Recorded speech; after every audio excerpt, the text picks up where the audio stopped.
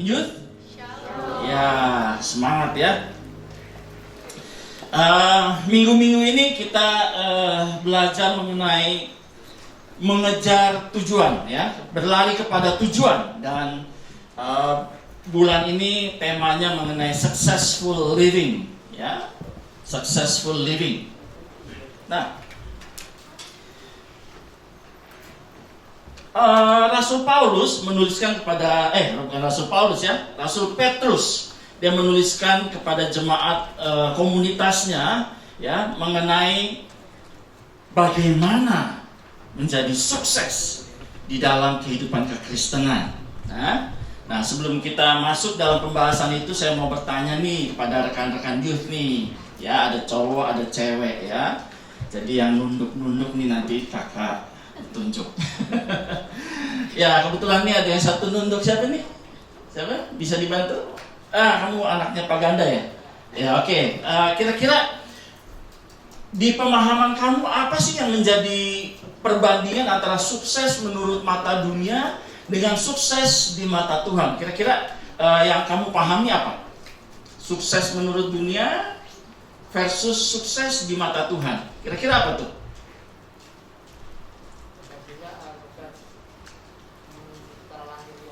Sukses secara lahiriah itu di mata dunia ya. Kira-kira apa kalau sukses secara lahiriah? Sukses belajar atau mendapatkan cita-cita yang bagus. Oh, sukses dalam belajar, mencapai cita-cita ya. Oke, terus jadi kaya gitu ya. Betul ya? Jadi di dunia ini ada jargon. Rekan-rekan tahu nggak jargon dunia ini apa? Yang orang pengen enaknya doang, ya. Lahir jadi anak sultan, ya. Muda foya-foya, tua kaya raya, mati masuk surga. Wah, enak banget ya. Itu semua orang maunya begitu ya. Tetapi apakah itu yang menjadi ukuran sukses menurut di mata Tuhan? Menurut di mata Tuhan kira-kira apa tuh? Kamu namanya siapa? Brave. Oh, oke, brave. Wah, mantap. Semangat, brave. Kira-kira apa tuh, brave? Ya, secara rohani atau di mata Tuhan kira-kira yang di pemahaman kamu apa? Sukses itu. Percaya sungguh-sungguh pada Tuhan. Ya, luar biasa, mantap. Sekarang saya minta anak ceweknya, ya anaknya siapa? Dave, Papi Dave. Ya, kira-kira apa? Menurut kamu apa yang dimaksud sukses di mata dunia versus sukses di mata Tuhan? Kira-kira apa? Sukses di mata dunia itu apa? Kira-kira apa? Pekerjaan. Oke. Terus?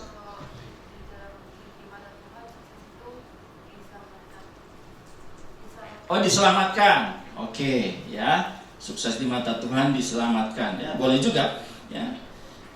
Teman-teman, ya.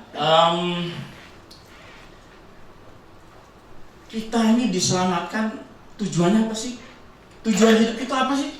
Tujuan hidup kita sebagai anak Tuhan itu apa? Ya, seringkali kita bertanya-tanya, gue jadi anak Tuhan, gue ngapain ya? Tujuannya apa ya gue jadi anak Tuhan itu ya? Apa cuma terima Yesus, selamat, terus sudah begitu? Nah, rekan-rekan, perhatikan. Ini adalah tujuan hidup kita sebagai anak Tuhan. Setelah kita menerima Yesus sebagai Tuhan dan Juru Selamat, sudah selamat, kita harus berlari-lari kepada tujuan. Tujuannya adalah diambil di dalam Roma 8 ayat 29, ya. Roma 8 ayat 29, ada yang bisa bantu kakak bacakan? Ayo bacakan yang keras. Roma 8 ayat 29. Roma 8 ayat 29. Ya, bacakan yang keras ya.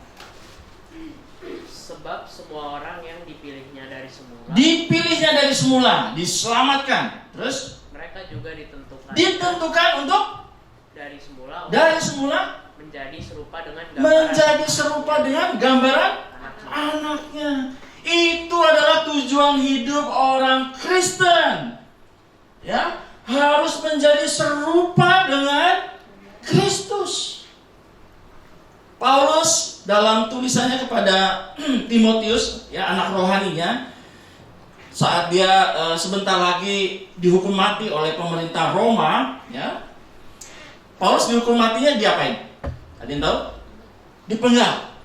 Terus sekarang saya tanya lagi ke Kak Ayu, Petrus matinya diapain? Disalib, kebalik, ya. Nah, sekarang pertanyaannya, kenapa Paulus dipenggal, Petrus disalib? Kenapa tuh? Ada yang bisa jawab? Karena Paulus warga negara Roma. Ya, warga negara Roma diberikan keistimewaan kalau dihukum mati segera, tanpa menderita. Tetapi warga negara non-Roma di bawah pemerintahan penguasaan wilayah Roma, kalau bersalah dan dijatuhi hukuman mati, dihukum matinya yang paling mengerikan dan paling menyiksa, yaitu apa? Salib. Ya. Jadi meskipun Paulus dan Petrus adalah orang-orang Ibrani, ya, tapi Paulus adalah warga negara Roma, sehingga waktu dia dihukum mati adalah dipenggal, ya, kematian yang swift, segera. Nah, saat Paulus menuliskan suratnya kepada Timotius, dikatakan apa? Aku telah menjalani pertandingan dengan baik. Ya, jadi dalam konteks pemikiran Romawi ada di dalam suatu perlombaan lari. Ya. Aku telah mengakhiri pertandingan dengan baik. Aku telah mencapai garis finish, ya. Dan aku telah memelihara iman. Lihat di sini, ya, rekan-rekan, bahwa menjadi anak-anak Tuhan harus ada pertandingan iman untuk mencapai tujuan. Ya, tujuannya adalah keserupaan dengan Kristus. Dan itulah yang selalu disuarakan oleh para rasul, oleh Tuhan Yesus, ya, oleh gereja-gereja dari abad awal sampai sekarang. Menjadi serupa dengan Kristus itu adalah tujuan hidup anak-anak Tuhan yang telah ditebus dengan darah yang mahal. Ya, jadi tujuannya apa? Menjadi serupa dengan Kristus. Nah, sekarang pertanyaannya, bagaimana, ya, kita bisa mencapai tujuan itu? Ya, berlari kepada tujuan, berlari dengan mengikuti pertandingan dengan baik. Gimana caranya? Nah, ya, Pak Petrus tadi di slide sebelumnya dikatakan, Petrus menuliskan bahwa demikian caranya setiap anak-anak Tuhan supaya dapat menjadi serupa dengan Kristus, ada suatu proses, ya. Dan proses itu dituliskan di dalam 2 Petrus 1, ya, khususnya dari ayat 3 sampai dengan ayat ke-9, ya, di mana Petrus memberikan arahan, ya, bagaimana menjalani hidup yang berbuah dan efektif di dalam pengenalan akan Tuhan Yesus, sehingga hidup kita akan berbuah dan memuliakan Tuhan. Lihat, ada kata kunci kalau kita baca, ya, di dalam 2 Petrus 1 itu ada banyak sekali kata-kata yang berulang. Kalau kita membaca satu kitab suci, ya, di dalam satu perikop, di dalam satu pasal, lalu kita menemukan ada kata-kata kunci yang terus-menerus berulang disebutkan, berarti sang penulis sedang menekankan satu poin yang sangat penting. Dan di dalam 2 Petrus 1, Rasul Petrus menuliskan mengenai satu kata kunci yang dia terus-menerus diulang-ulang di dalam 2 Petrus 1, yaitu apa? Pengenalan akan Tuhan. Jadi bagaimana kita bisa mencapai tujuan menjadi serupa dengan Kristus? Caranya adalah kita harus mengenal Tuhan lebih dan lebih lagi, semakin hari semakin berubah, semakin hari semakin diubahkan menjadi serupa dengan Kristus. Ya, ada satu proses yang namanya pengenalan akan Tuhan. Ya, jadi rekan-rekan teams lagi youth, ya, jangan sampai, sebelum saya katakan jangan sampai. Rekan-rekan, kapan terima Tuhan Yesus? Kamu anaknya si Om Tata. Kapan kamu terima Yesus? Dibaptis. Oh, bukan dibaptis. Mungkin sebelum dibaptis ada di doa. Siapa yang mau terima Tuhan Yesus sebagai Tuhan dan Juru Selamat? Kira-kira kapan tuh? Tahun berapa? Kurang tahu Kak, karena dari kecil saya sudah ikut sekolah minggu. Ya, kadang-kadang ada yang dari kecil ya. Tapi ada satu statement kadang-kadang di retret atau apa ditantang. Nah, itu ada momennya. Waktu kelas 5 atau kelas 6. Nah, waktu itu kamu didoakan tuh terima Tuhan Yesus sebagai Tuhan dan Juru Selamat. Kira-kira ngerasain apa? Ngalamin apa? Lega gitu, kayak damai sejahtera. Lega, damai sejahtera, ngalamin kasih Tuhan. Ya, kamu bisa mengenal Tuhan yang begitu mengasihi saya dan mengampuni dosa-dosa saya. Ya, jadi rekan-rekan youth, perhatikan. Ya, kita harus berlari kepada tujuan. Ya, semakin hari semakin mendekat pada tujuan. Ya, semakin hari semakin diubahkan menjadi serupa dengan Kristus. Nah, sekarang pertanyaannya ya, yang kakak sampaikan pada rekan-rekan, yaitu apa? Saat kita titik awal kekristenan kita, yaitu percaya pada Tuhan, ya, lalu kita sudah berjalan bersama Tuhan selama bertahun-tahun, apa yang menjadi komen teman-teman kita di sekolah, di tetangga kita, rumah kita, papa mama kita? Apa yang mereka lihat kepada hidup kita? Apakah kita berubah? Atau teman-teman kita malah menyanyi, ya, nyanyi-nyenyek, ya, kamu masih seperti yang dulu. Berarti apa? Tidak ada perubahan. Ya, kalau tidak ada perubahan, tanda tanya.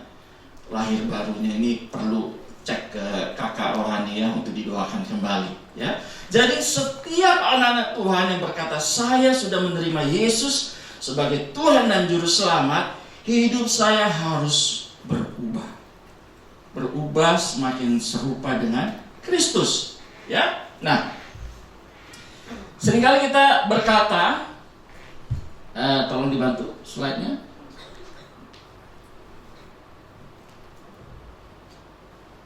Ya, nah, jadi ada kata yang kita harus hafal ya, bahwa kita untuk menjadi serupa dengan Kristus yang adalah tujuan hidup kita, ya, kita harus bertumbuh di dalam pengenalan akan Tuhan. Ada pertumbuhan pengenalan. Semakin hari kita semakin mengenal Allah yang kita sembah. Semakin hari kita mengenal Allah yang kita kasihi. Dengan kalimat ini. Ini harus kita hafal. Ini dalam bahasa Latin namanya Fides Quaerens Intellectum. Ya, ini yang dicetuskan oleh seorang ya bapak gereja di abad pertengahan namanya Anselm atau Anselmus. Ya, Fides Quaerens Intellectum. Ya, faith seeking understanding. Faith seeking understanding. Iman itu selalu mencari pengertian. Iman itu harus selalu mencari pengenalan, pemahaman, pengetahuan untuk mengenal Allah yang mengasihi dia. Ya, sekali lagi untuk bisa mencapai tujuan serupa dengan Kristus, kita harus bertumbuh dalam pengenalan akan Kristus.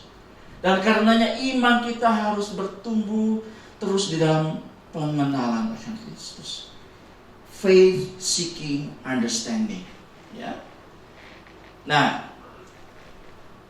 ada yang menarik di dalam pembahasan daripada Rasul Petrus ya, di dalam suratnya 2 Petrus 1, di mana dia menekankan kata-kata kunci yang terus berulang sepanjang pasal 1 itu, yaitu pengenalan akan Kristus. Ya. Nah, bagaimana kita bisa mengenal akan Kristus? Itu kita lihat demikian. Seringkali kita berkata, oh Tuhan, kayaknya berat saya ikut Tuhan. Ya. Kayaknya saya berat ikut Tuhan. Kayaknya banyak larangan.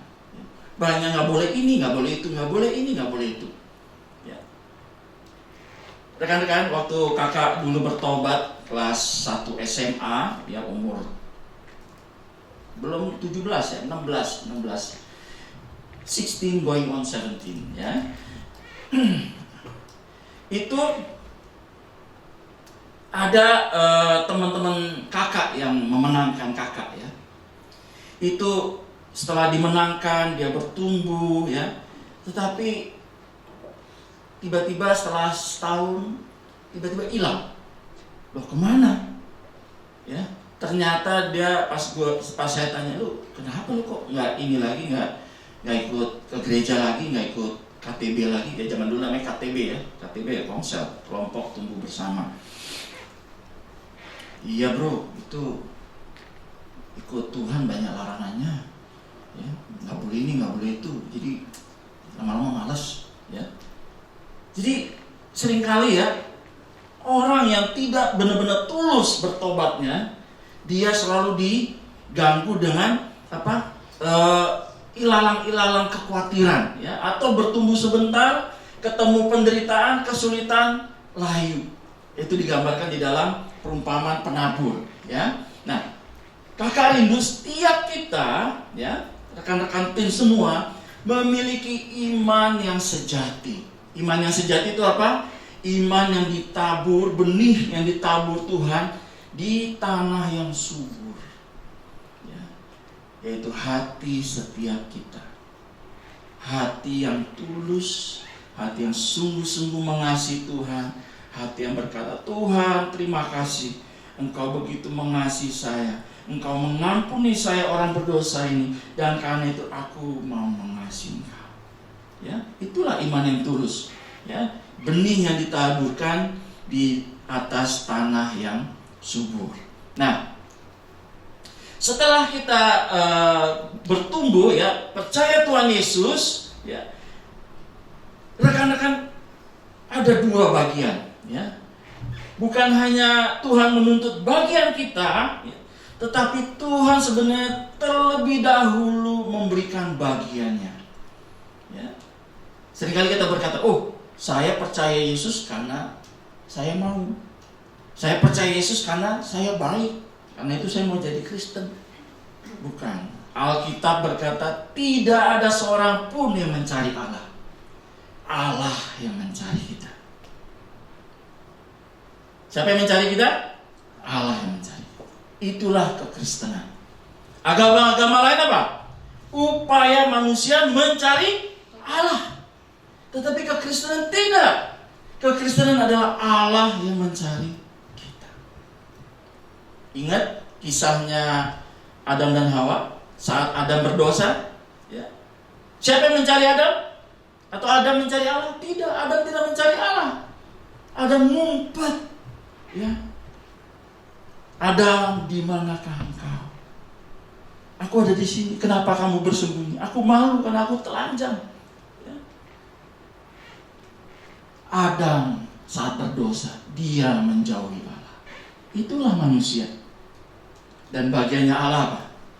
Allah mengasihi kita dengan cara apa? Mencari kita. Ya. Nah, rekan-rekan, perhatikan bagaimana Petrus menuliskan orang yang sudah dimenangkan, ya, sudah menerima Yesus, untuk dia bertumbuh di dalam pengenalan Allah, ada bagian Allah yang Allah kerjakan terlebih dahulu. Pertama apa?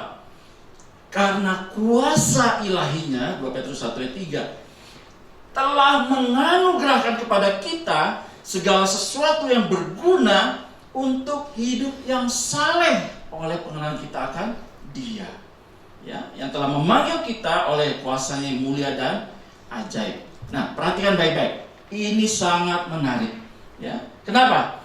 Karena Allah yang memberikan kita anugerah, segala anugerah yang diperlukan oleh kuasa ilahinya supaya kita bisa hidup saleh. Ya, lalu ada kalimat berikutnya, oleh pengenalan kita akan Dia. Jadi Allah bekerja saat kita semakin mengenal Tuhan. Nah, contohnya, ya. Kalau kita nggak mengenal Tuhan, ya, Tuhan gimana mau bekerja? Loh, pengetahuannya belum ada. Ya, contohnya kakak diajarkan mengampuni. Itu kan pengetahuannya, toh. Sebagaimana dalam doa Bapa Kami. Siapa di sini rekan-rekan yang berdoa Bapa Kami tiap hari? Atau di sekolahnya diajarin doa Bapa Kami? Coba angkat tangan.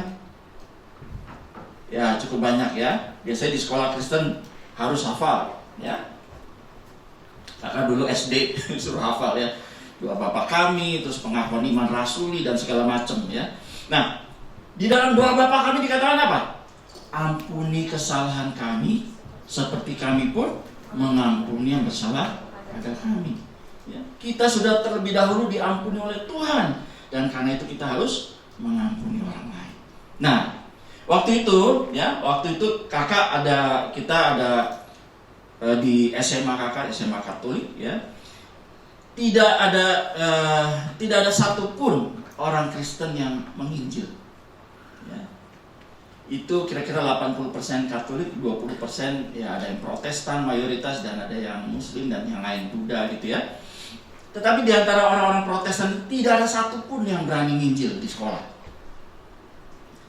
Lalu ada satu dari sekian banyak orang Protestan, cuma satu yang berani menginjil dan menginjil dan memenangkan belasan teman-teman SMA saya, termasuk saya. Ya. Nah, dia menginjil, memenangkan saya. Lalu teman-teman ini juga kita rajin menginjil, ya. Tiap kali ketemu teman-teman yang lain kita injil. Ya, gara-gara saya tiap kali ketemu teman saya injilin, ya. Itu sampai saya dijulukin, punya satu julukan, ya. Dipanggil apa? Romo. Romo itu istilah pastor ya, untuk di Jawa itu disebut Romo. Ya gara-gara tiap kali ketemu ngomong Tuhan, dikit-dikit ngomong Tuhan, dikit-dikit ngomong Tuhan ya. Tapi itulah natur daripada orang yang sudah terima Tuhan Yesus. Ya, dia rajin nginjil. Nah, teman saya ini ada satu yang kita yang bersama-sama bertobat ya dan melayani. Nah, suatu saat ada zaman itu namanya istilah keluar main. Ya, sini istilahnya apa? Istirahat atau apa? Break. Ya kalau zaman dulu kakak istilah keluar main ya. Nah itu kakak pakai untuk nginjilin teman. Ya jadi kita duduk ada di kelas lagi kosong karena ada yang banyak yang makan istirahat dan segala macam. Nah kakak lagi nginjilin teman yang di dalam kelas itu kita ngobrol. Nah teman kakak yang sama-sama bertobat itu ada di sebelahnya. Nah sepertinya dia risih gitu ya. Edison nih dikit-dikit ngomong Tuhan, dikit-dikit ngomong Tuhan, risih gitu ya. Terus mungkin juga kerohaniannya lagi nggak asik gitu ya, nggak baik gitu ya. Tiba-tiba dia balik, terus bisa ngomong ke teman yang lagi saya injilin. Udah nggak usah percaya omongan Edison. Astaga, ya. Saya bilang, bukannya kita nih sama-sama anak Tuhan, kita sama-sama bertobat, sama-sama melayani, sama-sama ada di dalam KTB. Kok bisa ngomong jangan usah percaya omongan Edison? Kita kan bukannya harus saling rajin menginjil dan saling membantu. Ya. Rekan-rekan, kalau yang menyakiti itu orang lain, orang non-Kristen, kita akan mudah mengampuni. Betul ya? Namanya juga orang dunia, memang begitu. Ya. Saya ampuni, easy. Ya. Tetapi begitu rekan pelayanan yang menyakiti kita, itu benar-benar ya. Itu saya pulang. Itu mukanya kayak pepaya panjang gitu ya. Terus hatinya itu benar-benar teriris-iris, sakit hati ya. Dan benar-benar terluka. Ya, selama berhari-hari kakak murung memikirkan kalau firman Tuhan bilang renungkan siang dan malam firman Tuhan ini, kakak renungkan kejahatan dia siang malam dan mukanya murung gitu ya. Dan sampai suatu saat kakak memberanikan diri untuk saat teduh. Di situ kakak mau berdoa. Kan Tuhan ajar saya untuk ini. Saya kan diajarin sama pembina rohani untuk jujur sama Tuhan. Jadi berdoa padanya. Nah, ini kesempatan saya mau doa. Ya, saya mau berdoa. Tuhan, saya benci dia. Ya. Nah, tapi sebelum saya mau berdoa mengucapkan itu, tiba-tiba seperti Roh Kudus menahan saya, lalu bilang jangan baca Alkitab dulu. Nah. Kebetulan pas saya buka ayatnya, buka Alkitab pas di pengkhotbah. Nah ini jangan dijadikan ajaran ya, ini case spesial untuk Kak Edison ya. Nah ini pengalaman pribadi saja ya. Pas dibuka, pas di kitab pengkhotbah ya. Kitab pengkhotbah itu berkata demikian, hati-hati dengan perkataanmu, sebab engkau ada di dunia dan Allah itu ada di sorga. Jadi jangan sembarangan berkata-kata kepada Allah yang di sorga. Oh di situ sepertinya kakak merasa Tuhan menegur kakak, jangan Kenapa? Karena ayat-ayat firman Tuhan yang lain berkata apa? Kasihilah saudaramu, ya. Bahkan bukan cuma saudaramu, kasihilah musuhmu. Berdoalah bagi mereka yang menganiaya kamu. Loh, kalau musuh aja harus kita kasih, apalagi saudara kita. Ya. Saat itu kakak merasa ditegur, lalu kakak berdoa, iya Tuhan, ampuni saya, tapi hati saya sangat-sangat terluka. Gitu ya. Lalu itu hari Jumat, hari Sabtunya komsel, ya, KTB. Pas KTB, ya, selama berhari-hari di sekolah Senin sampai Jumat itu kakak mukanya murung, ya, panjang dan segala macam, dan merenungkan siang dan malam kesakit hatiannya itu, ya. Dan pas hari Sabtu, hari KTB, hari komsel, ya, yang waktu itu yang berkhotbah namanya Tante Elizabeth, ya, dia di Australia waktu itu, dia datang ke sini pelayanan. Nah, setelah dia berkhotbah, dia bilang, Tuhan mau saya mendoakan teman-teman. Wah, kita tahu bahwa Tante Elizabeth ini seorang nabiah, ya. Dia punya kepekaan.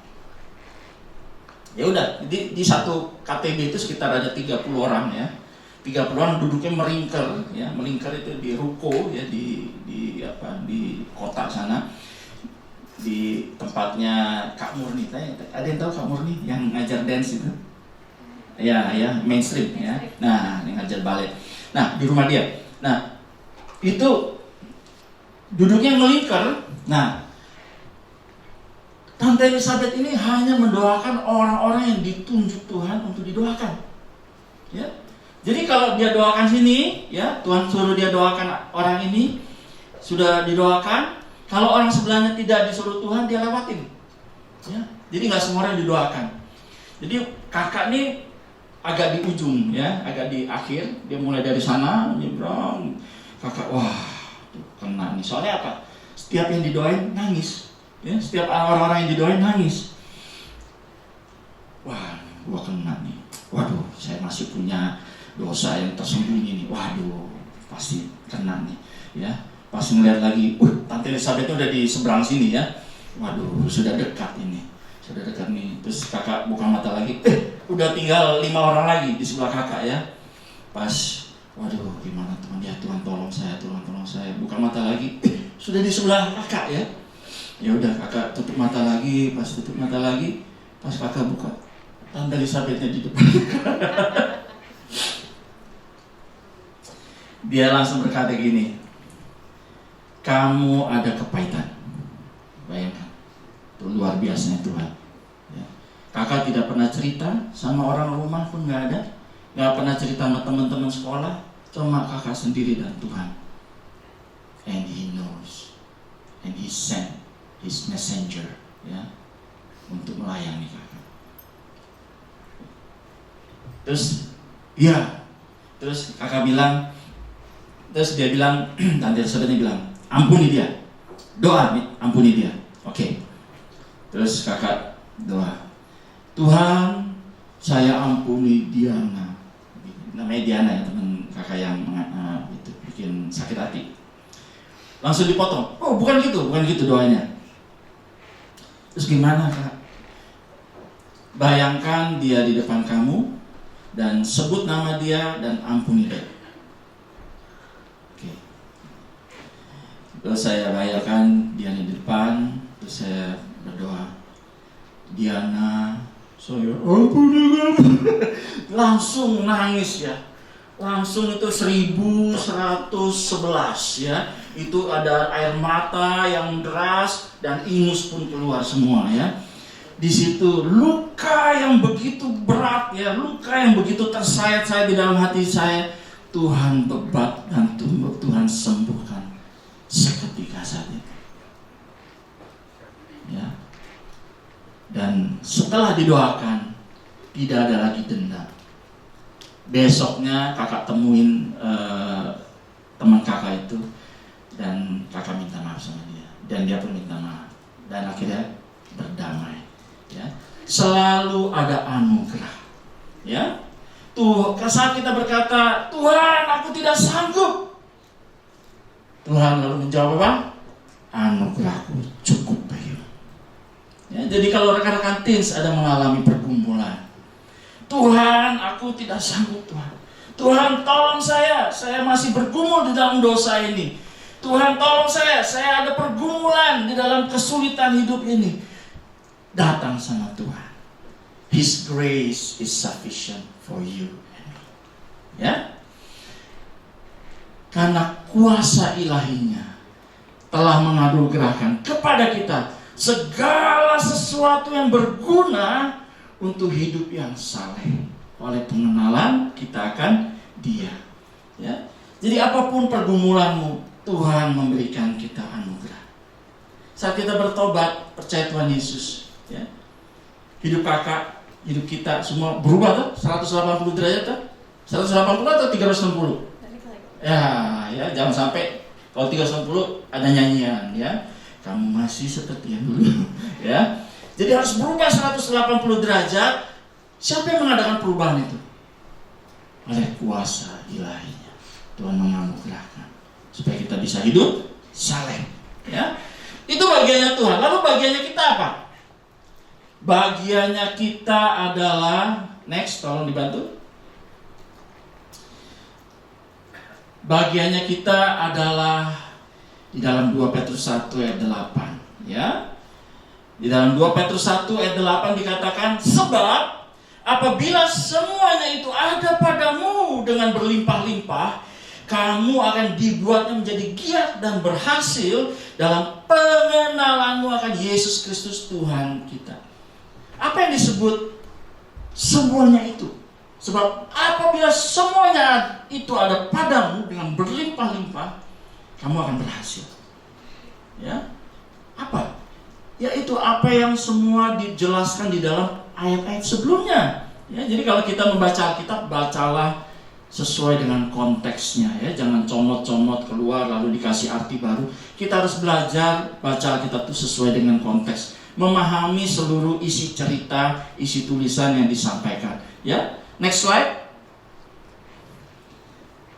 Next slide, tolong dibantu. Nah, ya, tadi ayat 8 dong. Sebab jika semuanya itu ada padamu, apa yang disebut semuanya? Yaitu ada 8 langkah untuk spiritual maturity, supaya kita menjadi semakin serupa dengan Kristus, bertambah-tambah dalam pengenalan Kristus. Yaitu apa? Pertama adalah iman. Setelah iman dikatakan apa? Harus menambahkan kebajikan, virtues, ya. Lalu setelah kebajikan apa? Knowledge. Setelah knowledge apa? Self-control, penguasaan diri. Setelah self-control, perseverance, tekun, ya. Lalu setelah perseverance, kesalehan, godliness. Setelah kesalehan, kebaikan, ya, atau diterjemahkan dalam LAI sebagai kasih kepada saudara-saudara seiman, ya. Lalu yang terakhir yaitu apa? Setelah semuanya ini kita dapatkan, love atau charity, atau diterjemahkan oleh LAI kasih kepada semua orang. Lihat di sini. Ini adalah step-step, ada 8 step, ya, yang Rasul Petrus tuliskan untuk kita mencapai kedewasaan rohani. Ya, next slide. Nah, kakak jelaskan di sini, ya. Iman. Iman itu secara sederhana percaya pada Yesus. Ya, dan ini adalah momen fondasi saat kita percaya menerima Yesus sebagai Tuhan dan Juru Selamat. Kita percaya Yesus adalah Tuhan dan Juru Selamatku.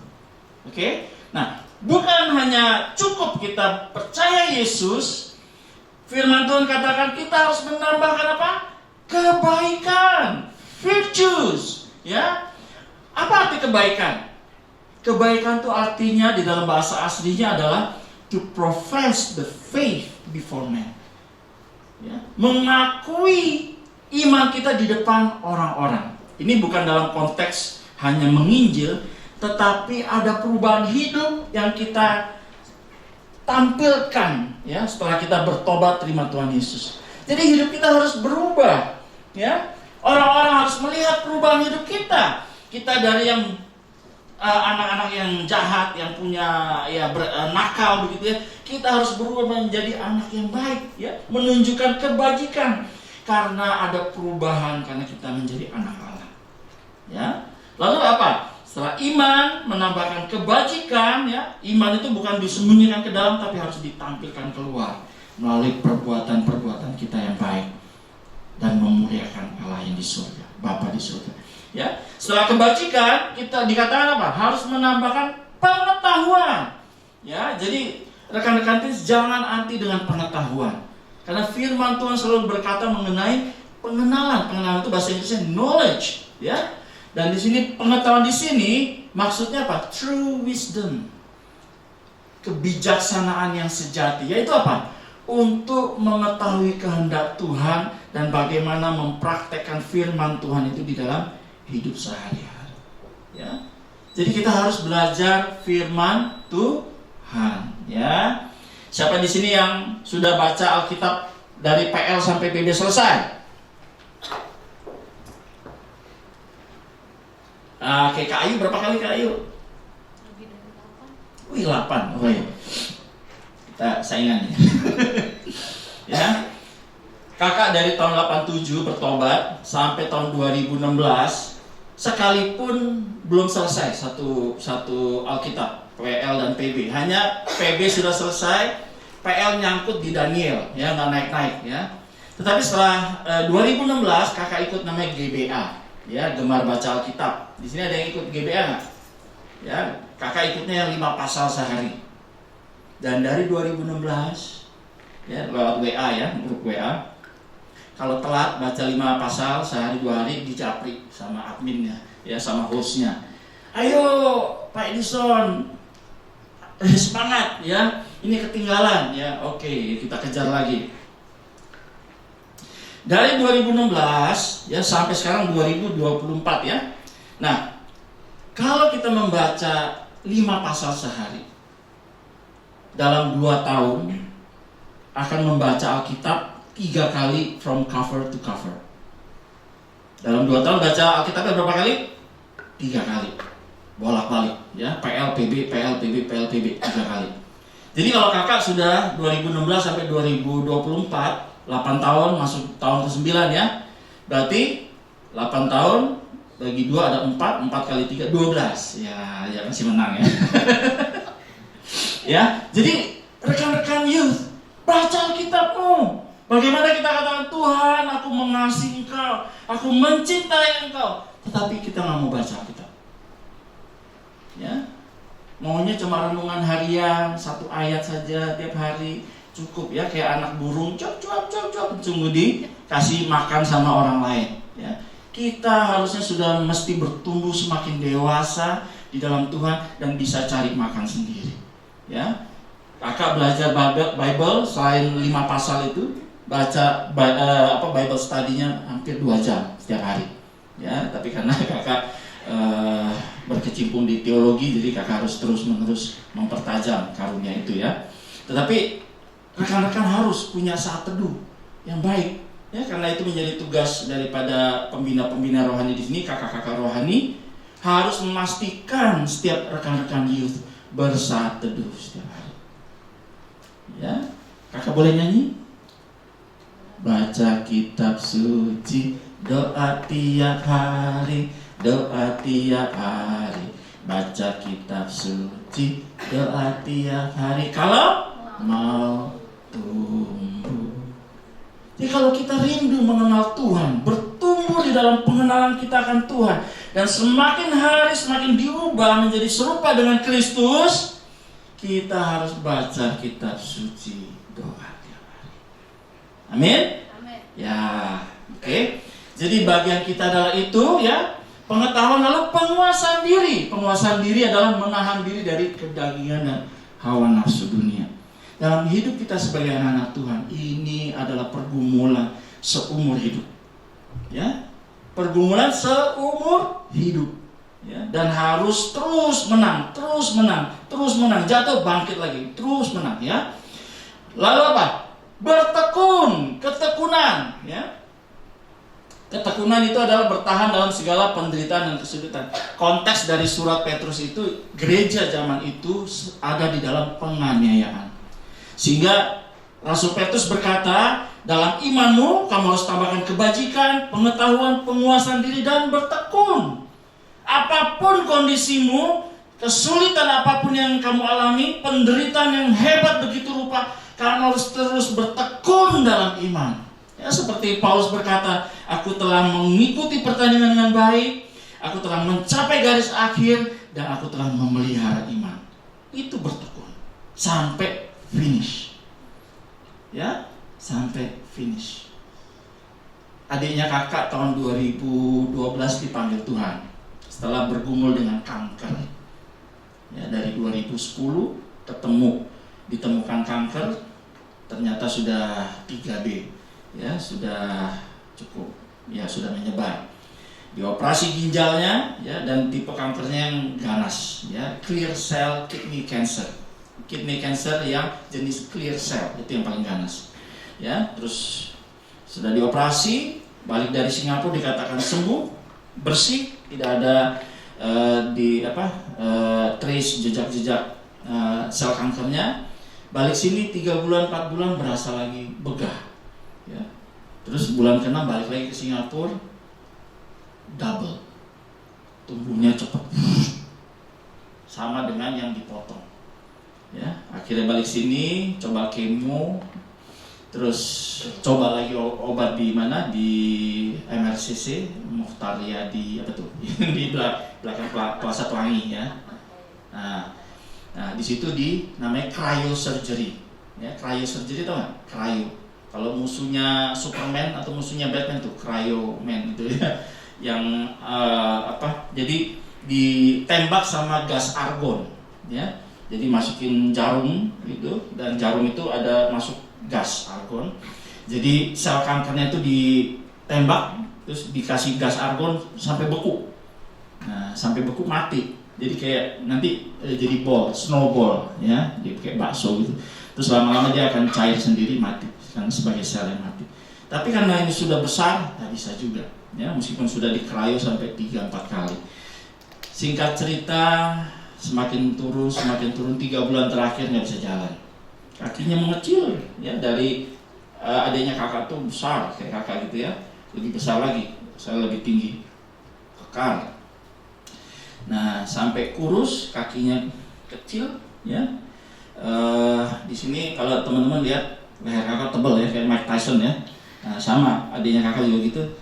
Pas dia sakit terakhir tinggal tulang yang menyangga kepala aja, ya, habis semua dagingnya.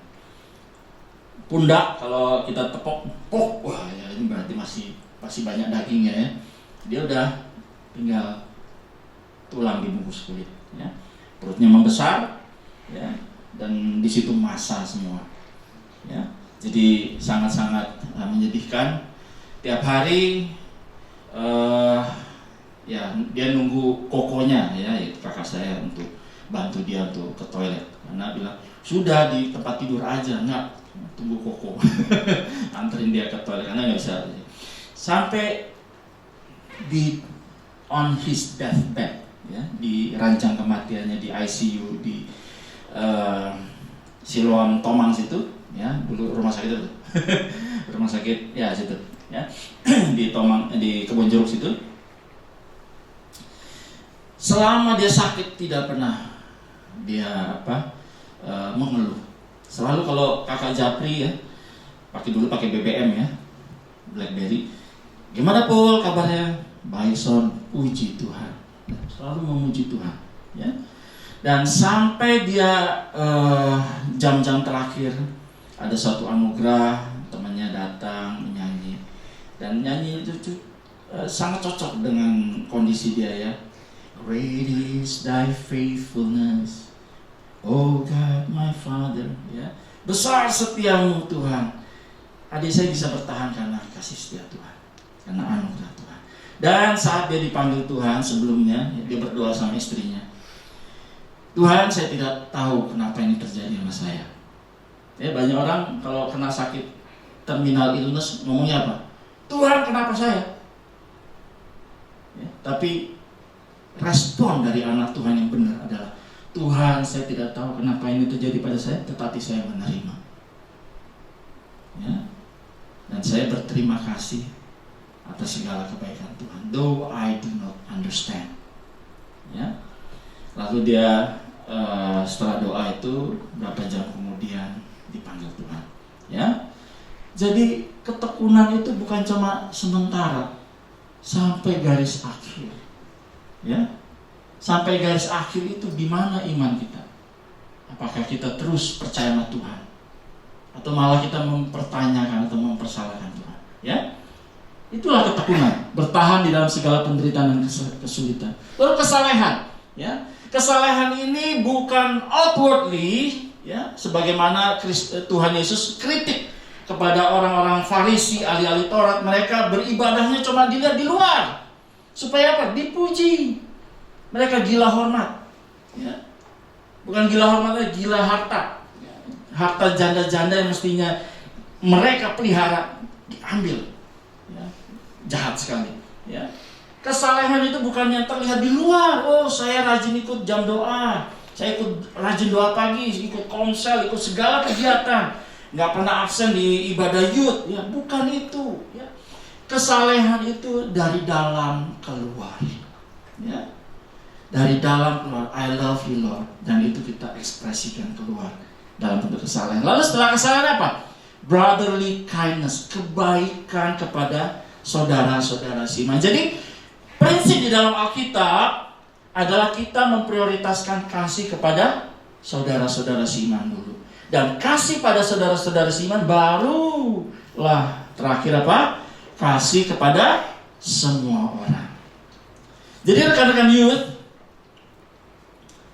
inilah yang disebut kita bertumbuh di dalam pengenalan akan Tuhan, supaya kita semakin hari semakin diubahkan menjadi serupa dengan Kristus yang adalah tujuan akhir kita, ya, menjadi serupa dengan Kristus. Dan bagaimana kita bisa berlari pada tujuan itu? Ada proses. Pertama ada anugerah Tuhan, ada bagian Tuhan yang memberikan segala anugerah kasih karunia supaya kita bisa setia dan mencapai tujuan akhir. Dan ada bagian kita, ya, iman, kita tambahkan kebajikan, kita tambahkan pengetahuan, kita tambahkan penguasaan diri, kita tambahkan ketekunan, kita tambahkan kesalehan, kasih pada saudara, dan kasih pada semua orang. Kalau kita memiliki semua ini, firman Tuhan berkata, kamu akan dibuatnya menjadi giat dan berhasil dalam pengenalanmu akan Yesus Kristus. Dan karena itu kita dapat berkata, hidup yang aku jalani, hidup yang berhasil di mata Tuhan. Amin.